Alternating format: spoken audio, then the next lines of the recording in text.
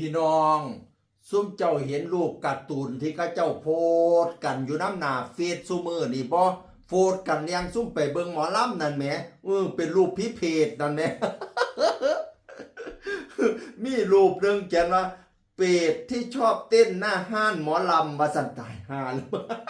เต้นหน้าห้านหมอลำก็สิได้เป็นพิเพศติพี่น้องมาเว้าเป็นตาย่านแท้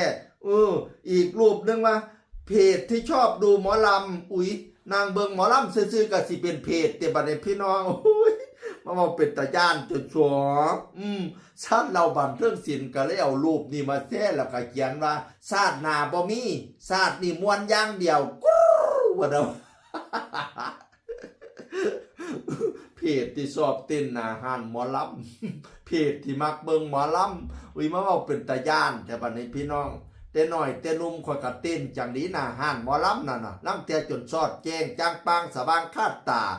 ลางเที่ยจนตี 2 ตี 3 ตี 4ตื่นมื้อเช้ามาไปเฮ็ดงานต่อหน้าเลี้ยงแอดแมดเบิด ตายกันไปเป็นเปรตข่อยสิบ่ได้เป็นก้อนหมู่ติข่อยสิไปอยู่กกโพกกใดล่ะบัดนี้พี่น้องใครแน่แต่เฒ่าสะเลเจสลามานี่บ่ก็ได้ไปปานใดมันก็สิเป็นตาย่านคือเพิ่นว่าอีหลีอยู่ดอกเฮากับตุเล่าเบาบางลงแน่เด้อ อย่าไปเต้นหลายๆเด้อหน้าห้านน่ะมันสิเป็นพิเพศคือเขาว่าอีหลีนี่นะมันก็สิมีมูลอยู่ติเขาจังมาโพสต์นี่พี่น้องเอ้ยหลวงปู่หลาก็เคยว่าดิจ้างหมอลำมาเล่นอยู่ในวัดในว่านั่นซุมเจ้าว่าซุมเจ้าได้บุญติพระพุทธรูปก็ตั้งอยู่นี่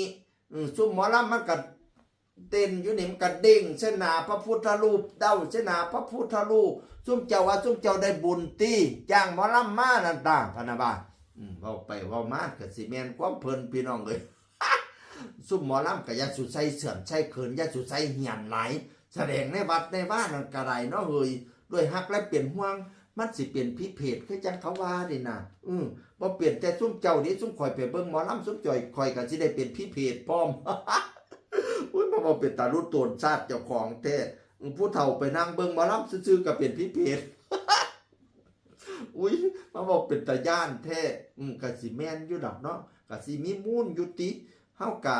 เบิ่งหมอลำแน่เข้าวัดแน่ผสมกันนะพี่น้องเด้ออย่าเบิ่งแต่หมอลำอย่างเดียวหลายไปจังหันจังเพี้ยนผสมกันนำแน่ ให้ได้บุญก็ให้ได้บาปก็ให้ได้แน่พระพุทธเจ้าก็ว่าอยู่มันเป็นอบายมุขซุ่มเล่นการพนันซุ่มนักเลงสุราซุ่มเที่ยวกลางคืนเนี่ยซุ่มเที่ยวกลางคืนเนี่ยเป็นอบายมุขพะนะว่าเป็นสิ่งที่บ่ดีพะนะว่านั่นน่ะ